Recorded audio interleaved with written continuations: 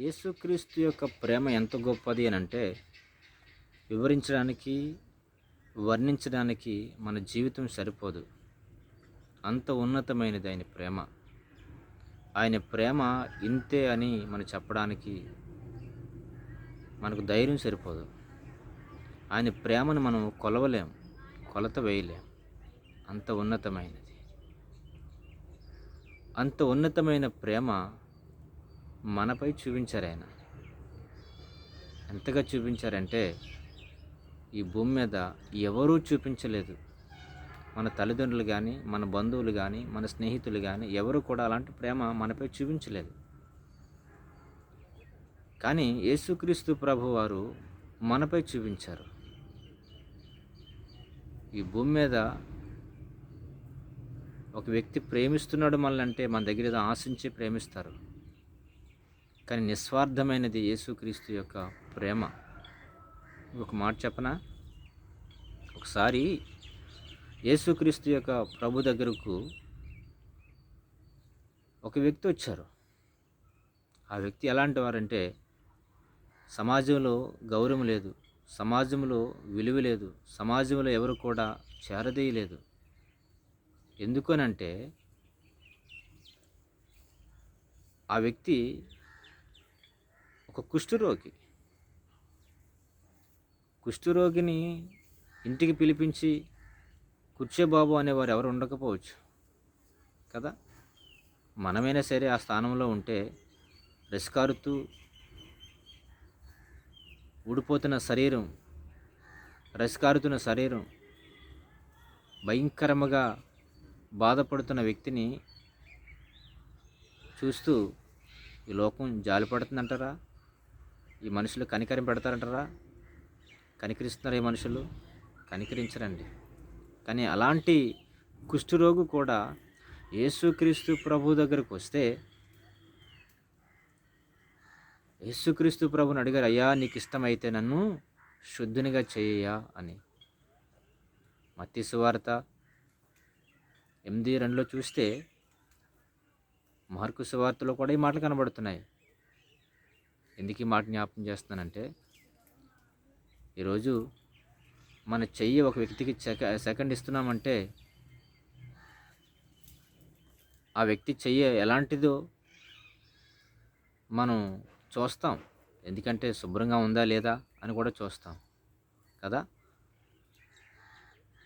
కానీ యేసుక్రీస్తు ప్రభువారు ఒక కుష్ఠరోగి వచ్చి అయ్యా నన్ను శుద్ధుడి చెయ్యి, నన్ను బాగు చెయ్యి అని అంటే ఆయన చెయ్యి చాపి పట్టుకొని ఆయన స్వస్థపరిచారంట. ఎవరు చూపిస్తారు ఇలాంటి ప్రేమ అండి? ఎవరు చూపిస్తారు అలాంటి ప్రేమ? ఎవరు చూపించలేరండి. అంత గొప్ప ప్రేమ యేసుక్రీస్తు యొక్క ప్రేమ. కుష్ఠరోగి చెయ్యి చాపితే మనం చెయ్యి ఇస్తామా? ఆలోచించండి. ఆయన చెయ్యి చాపి ఆయన ముట్టి స్వస్థపరిచి ఆయన బాగు చేశారట. కారణం ఏంటంటే ఆయనలో ఉన్న ప్రేమ అలాంటిది. కుష్ఠరోగి మీద చూపించిన ప్రేమ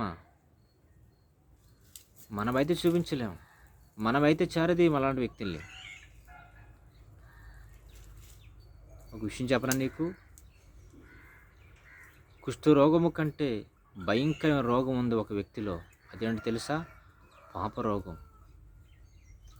కుష్ఠరోగానికైనా మందు ఉందేమో కానీ పాపరోగానికి మందు లేదు.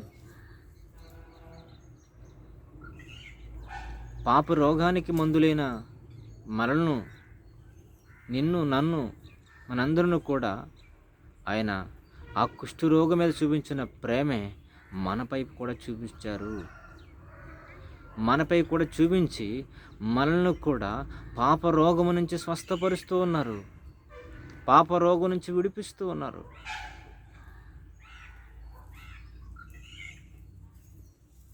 రోమాపత్రిక 5:8 ప్రభువారు అంటున్నారు.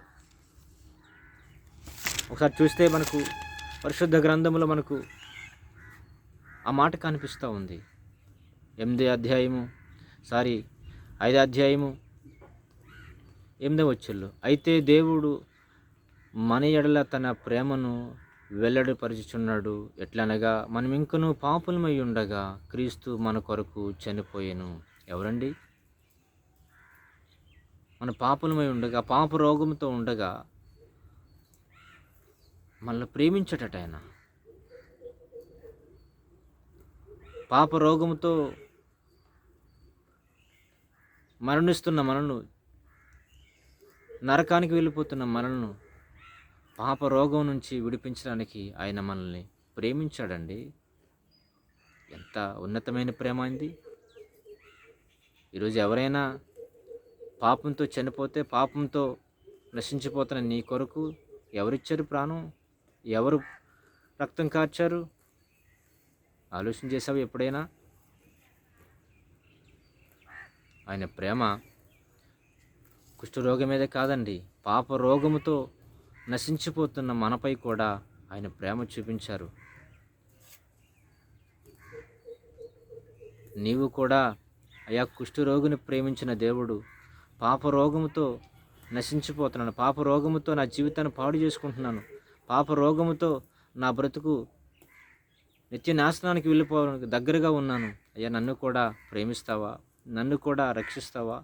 నన్ను కూడా క్షమిస్తావా అని అంటే,